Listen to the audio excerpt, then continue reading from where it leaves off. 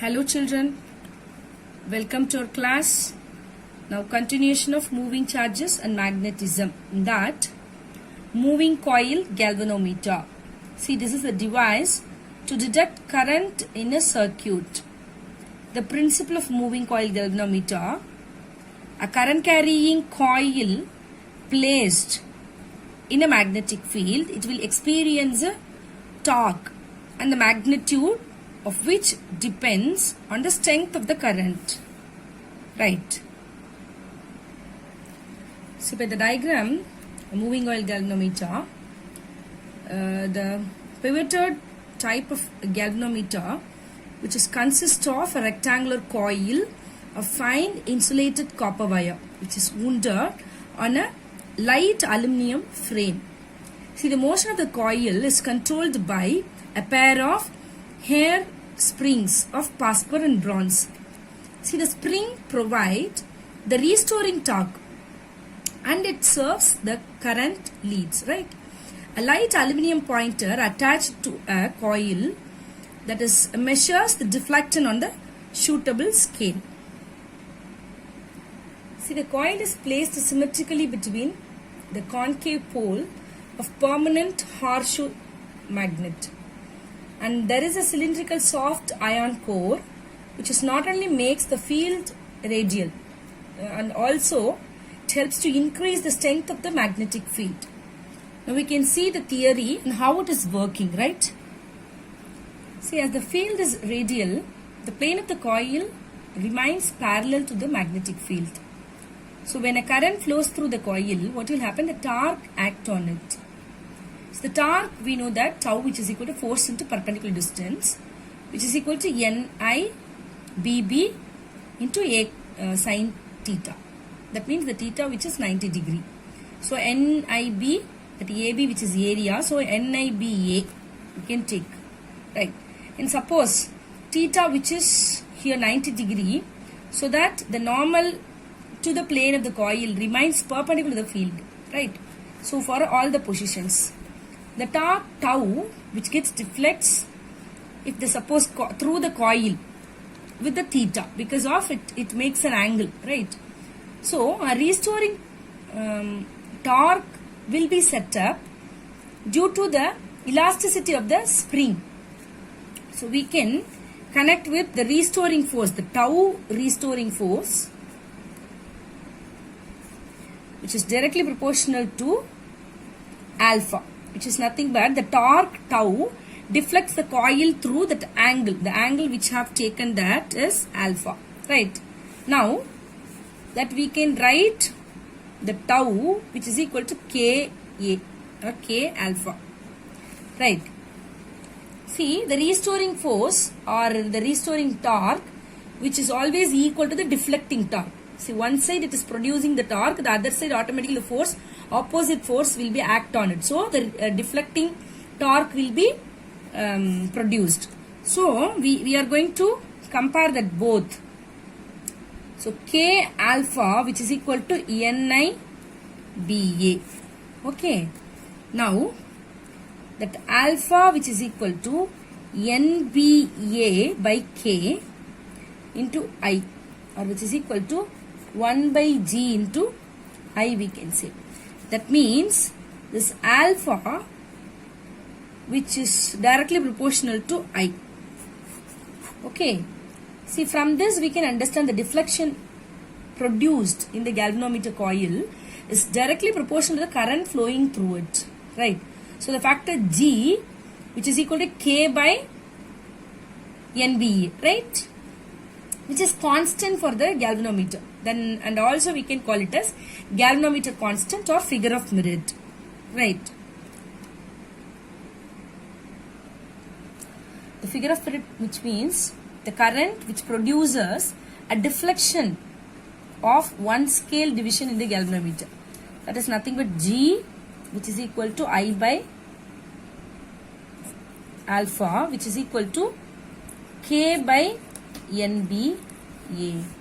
Okay, which is nothing but the figure of merit. And also the sensitivity of the galvanometer we can calculate. See, a galvanometer is said to be sensitive, which means if it shows large deflection, large scale deflection, even when a small momentary current or a small current is passed through it, right? Or we can say small voltage is also applied across the conductor. See, the current sensitivity, we can say that means sensitivity of the galvanometer, we can take it as the current and also voltage. So the current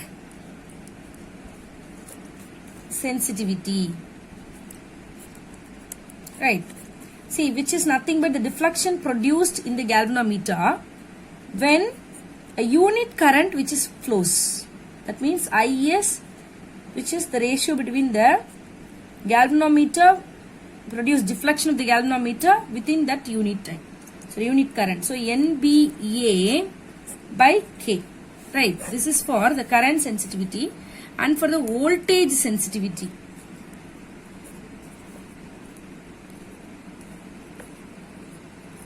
See, the voltage sensitivity, which is the deflection produced by in the galvanometer, a unit potential difference. So Vs, which is equal to alpha by V, which is equal to alpha by IR, or we can say NBA KR, right? So the voltage sensitivity, which is equal to what? Current sensitivity by resistivity also we can say. See, the sensitivity of the moving coil galvanometer depends some of the factors, that is from the formula, the final result we can get, that is what? NBIA, right? From that, number of turns, magnetic field and the area and the torsion constant K of the spring. And also we can take it as the suspension wire for depending the sensitivity of the galvanometer is depend these factors. And also how can we increase the sensitivity? See, by increasing the number of turns, same thing, by increasing the number of turns, by increasing the magnetic field and the area, we can get the more sensitive in the galvanometer. By decreasing the value of the torsion constant, we can get. Okay. Yes. Now, the conversion of a galvanometer into ammeter. See, an ordinary galvanometer cannot be used as an ammeter to measure the current, right? So this is because of two reasons which is behind this. See, galvanometer is a very sensitive device and it gives a full scale deflection with a small current of few a milliampere, which produces also. Now, for measuring the current, we need a galvanometer has to be connected in series, and as it has a large resistance also. So we'll decrease the value of current in the circuit. Because of these two conditions, we can't use the galvanometer directly as an ammeter. So we are going to convert, to overcome all these difficulties, a small resistance called a shunt resistor. We are going to use it, shunt resistor. Okay, it's connected in parallel with the galvanometer coil. Now how the current passes through the shunt, we can see G, which is nothing but the galvanometer, resistance of the galvanometer, the IG, which is the current which galvanometer gives full scale deflection. So we can S, which is nothing but shunt, right? So how can the current get pass through it? See, as the galvanometer and the shunt which is connected in parallel, the potential difference across the galvanometer which is equal to the potential difference across the shunt. So the IG and the galvanometer G, which is equal to IG minus G into shunt.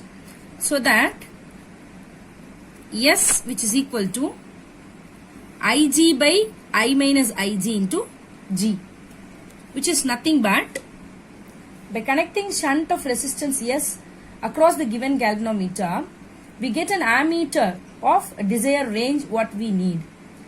Now, an ammeter is a shunted, that means or lower resistance we can take. See, what is shunt? Shunt, which is nothing but the lower resistance which is connected in parallel with the galvanometer, which is nothing but shunt. and it helps to produce, or we can say that, see, the ammeter to protect it from strong current.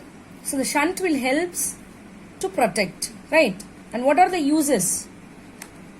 That means it prevents the galvanometer from being the damage for the large current, because galvanometer is a very sensitive one.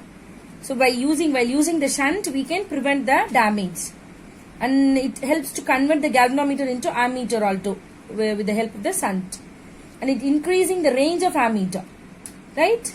So with the help of this, these are all the uses we can get. Now the conversion of galvanometer into voltmeter. See, the galvanometer can be used as a voltmeter also to measure voltage across any circuit. See, for this it must be connected in parallel with that element, and further it must draw a very small current, or else the voltage required to be measured will decrease. See, to ensure this, a large resistance R which is connected in series with the galvanometer, right? So by Ohm's law we can get the value, so Ig, which is equal to potential difference by the total resistance. The potential difference, which is nothing but V, and the total resistance in the circuit, R plus G. So the resistance R plus G, both we have to take it, right? And R plus G, which is equal to V by Ig. So we want R which is equal to V by Ig minus G. So by connecting the high resistance in series with the galvanometer, we get the voltmeter of desired range, right? So that the voltmeter is a high resistance galvanometer, right? Thank you, children.